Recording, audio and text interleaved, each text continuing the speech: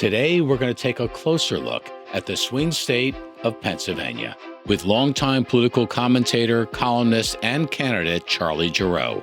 He knows the players and their moves as well as anyone, and why the ultimate winner of Pennsylvania's 19 electoral votes may not be known until days or even weeks after Election Day. From Ballot Studios in Washington, D.C., another special election edition of 13th and Park. You and I can differ, but that doesn't mean you and I cannot be friends. That often is missing in politics. We went from North Korea to M&M. That's a lot, man. Aliens could have invaded and nothing would surprise me at this point. It's a nightmare. Those are the facts. We have to solve everything. What's in this tea? Well, Charlie, just for disclosure's sake, you and I are dear friends. Now, we may not be after this interview, depending on whether I like what you're about to share. You've been on the political scene in Pennsylvania for a long time, long enough to know kind of what's working and what isn't. It's a state that no Democrat who has carried the election and ended up in the White House has failed to carry since 1948. That was your first campaign, right, Adam? 48, 78. Yeah, it had an 8, I think, at the end of it. So how do you size, first, kind of size it up? Why is this year, 24, maybe even unique among elections that the Commonwealth has had, close elections they've had in helping determine who sits in the White House? Well, as you correctly point out, Pennsylvania has been pivotal to winning the White House. And it is going to be again this year, in my judgment, and in the judgment of just about every pundit, both in state and out of state, that you can talk to. First of all, it's an electoral vote rich state, so that's a big element. And two, it's the ultimate purple state. I mean, we've got a divided legislature. We have the statewide row offices split between Democrat and Republican. And I think that once again, Pennsylvania will be razor thin margin one way or the other. So back in this election of the vice president, Kamala Harris, a lot of speculation obviously centered around the governor of Pennsylvania, Josh Shapiro, and he ultimately did not get the nod. At the same time, Fetterman was very much not in favor, it seemed, of Mr. Shapiro getting that nod either. And yet it seemed blatantly obvious to outsiders, Charlie, that that kind of player in a state this pivotal could really have been a big difference maker. What happened there? Well, I think, to be very candid, Adam, part of it was the fact that there is a vein of serious anti-Semitism running through the Democrat Party these days. And I think it's without question that weighed in the balance. The other thing was that Josh Shapiro's, shall we say, unbridled ambition also was a factor, because I think Kamala Harris wasn't comfortable with it. And she had folks like Senator Fetterman breathing in her ear saying, be cautious and be careful. Well, because you have a lot of people on the short list for 28. If Kamala Harris does not succeed, Josh Shapiro clearly won, the governor of California, the governor of Michigan, Mayor Pete, others. So it's funny when you see these selections, you know that behind the scenes, the calculus that's going on is very deep and not necessarily good in terms of the health, either the ticket to be or what the voters want in terms of the ultimate choice. In 2028, there's going to be a plethora of potential Democrat candidates out on the track, and Josh Shapiro is going to have to compete with them on a more level playing field. I'll also say, candidly, I think there were a lot of Republicans in Pennsylvania that breathed a little bit of a sigh of relief when Shapiro wasn't chosen by Harris, because although I don't know that he would have been a disproportionate factor, right, this election is going to be so tight at the margins that his help at those margins would have been a significant boost for the Harris campaign in Pennsylvania. I remember when you and I watched the debate back in 2020, where Joe Biden was talking about the issue of fracking and got into some trouble. And I think we both commented on it in some kind of piece after the fact. How big is the energy issue still in the state of Pennsylvania on the margins, which can make all the difference about who wins and who doesn't? It's enormous. And what is really fascinating to me, Adam, is how the issue has evolved. 5 years ago, it was politically dicey to be pro-fracking. Today, you can be pro-fracking with impunity, because in the areas of Pennsylvania where fracking was not occurring, there was significant opposition to it for environmental reasons, most notably in the southeast, in those collar counties surrounding Philadelphia. Whereas out in the western part of the state and across the northern tier where the fracking was actually occurring, there was tremendous support for it because of what it did for the economy and what it did in particular for high-paying jobs. So there's been a real transformation in political attitude to today. You can be pro-fracking not only with impunity, but in Pennsylvania, I think you darn well better be. And again, it fits right into, Adam, a piece that I think we should chat about at some point, which is the transformation of the two parties here. The Republican Party that we grew up with was a silk stocking, country club, brie and chablis, elitist party. At least that's what they told us. And the Democrats were a blue-collar working party. That's completely flipped on its head today, where the Republican Party, at least in Pennsylvania, is much more populist, much more blue-collar, much more middle/working class families. And the Democrat Party has become the upper echelon of the Philadelphia suburbs, highly educated and relatively wealthy. How are unions going to possibly play into this campaign? Unions are going to be significant, not so much from their leadership, because to be very candid, I think in some respects, leadership of the major unions is a little bit out of step with the rank and file. But the rank and file union members look at this point to be strongly supportive of President Trump, at least the non-public sector unions, the folks that make things and deliver things, as I say. The public sector unions, from the leadership down to the rank and file, will largely be for Harris and Walz. Well, nationally, you know that the top issues clearly on almost every scorecard are the economy, immigration, and abortion. How red hot are those issues to voters on the margins who will determine which way Pennsylvania goes? I think, the old adage that it's the economy, stupid, is really at the crux of what's going to happen here at the margins, Adam. It's going to be people voting their pocketbooks. Inevitably, that's what elections boil down to. And I don't think that this one ultimately is that much different. What makes it interesting, of course, is that there are so many issues coming in, and the state is being bombarded with advertising, both in print and in the electronic media every day. I mean, I've never seen anything like it. It's overwhelming, the amount of clutter, if you will, that's facing voters across Pennsylvania. But I think ultimately they're going to say, what's in it for me and how does my pocketbook look? Immigration has a little bit of impact on that because I do believe that there are folks here that are worried about jobs being taken by illegal immigrants in particular. But I think ultimately it's just going to be, where are we with inflation? How does it feel to me personally as I wake up in the morning and have to figure out the family budget for the week?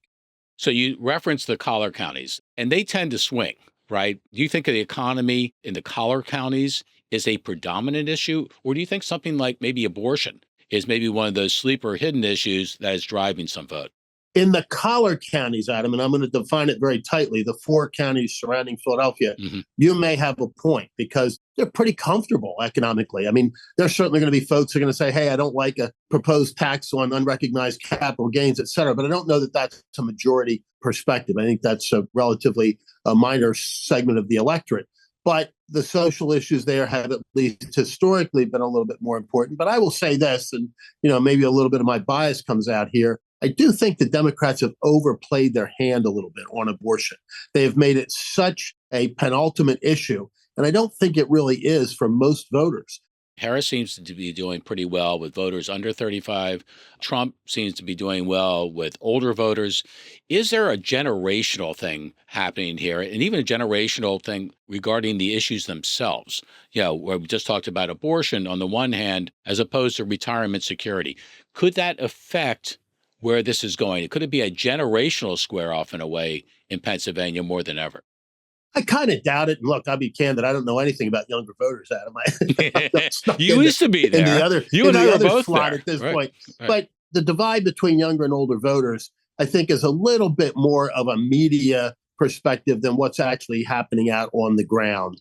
And younger voters still have serious concerns about the economy, et cetera, et cetera. I don't hear a great clamor in Pennsylvania over the student debt issue. On the contrary, in the parts of the state where I spend most of my time, there's more of a negative reaction to that because there are an awful lot of folks there that went to trade schools, formed small businesses around trades, electricians, carpenters, welders, et cetera, and are saying, wait a minute, why am I going to be paying the student debt of somebody that went and studied, historic literature? Well, the whole country kind of froze for a while on that one weekend in Butler, Pennsylvania. Someone took a shot at Donald Trump. How has that affected the trajectory in the race in Pennsylvania itself? That's a great question, Adam. And my sense is that it has affected the race in Pennsylvania largely as it has the race nationally, which is that photograph of Donald Trump pumping his fist in the air and saying, fight, fight, fight, is iconic at this point. It's burned into people's memory banks. And whether or not that has a direct impact on how they vote or not, we're going to have to wait and see on November 5th when they count the votes. But I think it has some impact. I don't think that there's, because it occurred on Pennsylvania soil, a disproportionate impact for Pennsylvania voters vis-a-vis voters in other states. I think it's an issue, but I don't think it's disproportionately so here in the Commonwealth. At one point late in the campaign, Joe Biden held like an 8-point lead over Donald Trump. And then, of course, it was miraculously close. I ascribe this to something you're very familiar with, the Rizzo factor. Former mayor of Philadelphia, Frank Rizzo, where a certain percentage of the vote would never confess they were ever with Frank Rizzo until Election Day. And even then, they wouldn't tell anyone about it. They just do it. Is that baked into the numbers, or is that something that's not a part of the numbers that we see coming out of Pennsylvania right now, which in almost every poll is within the margin of error of the word, it's going to be a tie? You bring it back to good old Pennsylvania, which I love. You know, most of the national folks call it the Tom Bradley effect, or based upon the former mayor of Los Angeles, where his polling never suggested exactly his strength because people didn't want to say they were going to be for Bradley. And ditto with Frank Rizzo in Philadelphia, and ditto with Donald Trump, not only in Pennsylvania, but elsewhere. But I think for various and sundry reasons, particularly here in Pennsylvania, where he's never really been ahead in any polls, but has always outperformed them. In the 2016 primaries, when Trump was in his ascendancy, but an awful lot of establishment Republicans in Pennsylvania wanted to block his path. And it looked like they were going to be able to do that. They had John Kasich or Ted Cruz, depending on your particular political flavor, to oppose the Trump candidacy in Pennsylvania. And they made a really concerted effort to do so. On election night, Donald Trump carried every single Pennsylvania county. So his strength here belies what the data shows. And I think it does again this year. I think he's going to perform significantly better than the polling suggests. So there is a down ballot race that a lot of people are also focused on between Bob Casey and Dave McCormick. McCormick was the choice a lot of Republicans were behind but didn't prevail on in the primary of 2022 when Dr. Oz ran against Fetterman. Both very strong candidates. Casey is kind of a legendary name, McCormick with a legendary kind of bio. Is that still a race that you would consider up for grabs? Totally up for grabs, Adam. And what's been fascinating is to just watch the McCormick campaign, which has been like the little engine that could, slowly but effectively chipping away at a pretty substantial lead that Bob Casey had early in the campaign, to now where a lot of the polls show it as tied. So it doesn't get much more up for grabs than that. My sense is that the top of the ticket will have relatively little impact on that race, but perhaps enough to determine it. A lot of people still remember the scenes from 2020. In particular, I remember Philadelphia and the vote counting in Philadelphia, where people were being prevented from seeing those who were counting ballots. And on top of that, now in Pennsylvania, you've got a Democratic governor, Shapiro, a Republican Secretary of State, Schmidt, right? Schmidt now looking for guidance from the state Supreme Court, who, in terms of what the actual law is and whether or not he's supposed to literally follow that law, or, like in the case of an absentee ballot coming in, getting into what's called curing a ballot by filling in certain information that maybe was intended but isn't wrong. Do you think that all of those factors could lead to us continue to look at the Commonwealth of Pennsylvania for weeks after Election Day to still figure out not only who carried the state, but who carried the election? I hope and I pray not, Adam. I don't think so. I will say that I look at the Republican efforts on ballot security and ballot integrity. They are light years ahead of where they were 4 years ago. I think they're going to effectively blunt and block voter harvesting or ballot harvesting, which is illegal in the Commonwealth, but which was, I think, admittedly practiced. How widespread it was is an item of debate, but there certainly was ballot harvesting going on. I think that the Republican lawyers that have been recruited across the state, I think they've got over 500 at this point, are going to be able to effectively block that. The issue of the votes that come in through the mail with the improper dates on them is still up for grabs. Right. I think that'll be decided by the courts, and the Secretary of the Commonwealth will then instruct the various local election boards to follow that. As you know, in Pennsylvania, we have a tiered process, and ultimately the counties are in charge of conducting the elections. So the court itself, the Supreme Court in Pennsylvania, is it a partisan court? It's a very partisan court. In Pennsylvania, we elect the justices of the Supreme Court. Unlike a lot of states where they're appointed, there was a situation several years ago where an anomaly occurred because of some resignations from the court, and 3 seats on a 7-member court were up for grabs, and the Democrats took all 3 of those seats. Wow. And they now hold the commanding control of the state Supreme Court, 5-2 essentially, but sometimes not even by that big of a margin. So before any case, if there was a discrepancy or a complaint, gets to the U.S. Supreme Court, the Pennsylvania court is going to be in a position to weigh in. Do you think the state courts in some of these swing states could possibly be in play? Again, I really hope and pray not, because elections ought to be decided at the polls by the voters, not in courtrooms by people who wear robes. But that possibility is out there. We've had an awful lot of court cases rolling out of the last presidential election here. We've had, as you know, through the years, a lot of ballot challenges in Pennsylvania on both sides of the political aisle. I just hope that the margin this time around is wide enough that we don't get to that. Where should we look on election night? Is it like a place or two in Pennsylvania that will pretty much indicate where this election is going, either for or against the 2 major contenders? I think there are. The pundits, for whatever reason, have kind of come down on 2 counties in Pennsylvania, Adam. I'm going to throw 2 more into the mix. Good. They've talked about Erie County and Northampton County. Polar opposites geographically, Erie closer to Buffalo, New York than anywhere else, and Northampton on the New Jersey border of the Delaware River. 2 counties that typically have been very swing, very fluid, the ultimate, if you will, purple counties. I'd throw 2 more in there. One is Luzerne, which is immediately next door to Lackawanna County, the home of Joe Biden, or at least the purported home of Joe Biden in Scranton. One of the city. It's the city of Wilkes-Barre and surrounding areas. And it has recently gone Republican by registration. And that's an important item to just mention before we close out here.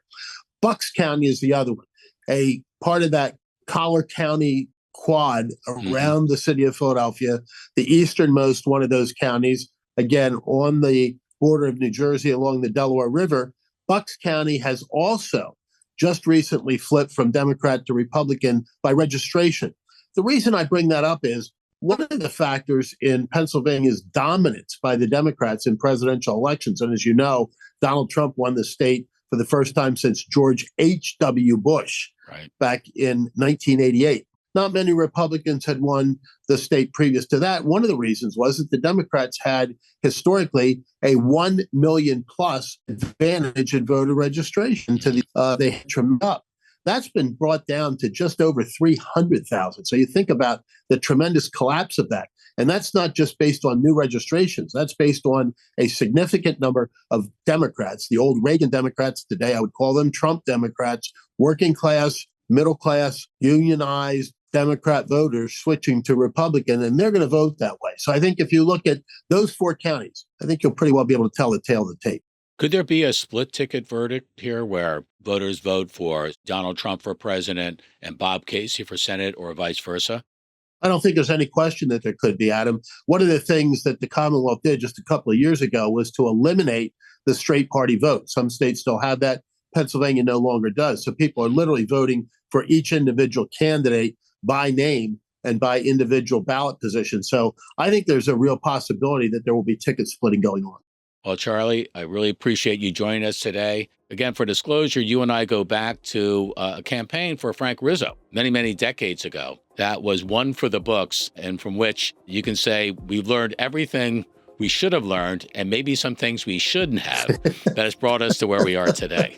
And Adam, I hope that after this little interview with you, we are still buddies, because I tried to be on my best behavior. We're still friends. I'll tell you, the whole country is going to be looking your way very soon, Charlie. Thanks for, as always, your astute assessment of where it is and where it could go. Take care of yourself. Great to be with you, Adam. Thanks so much.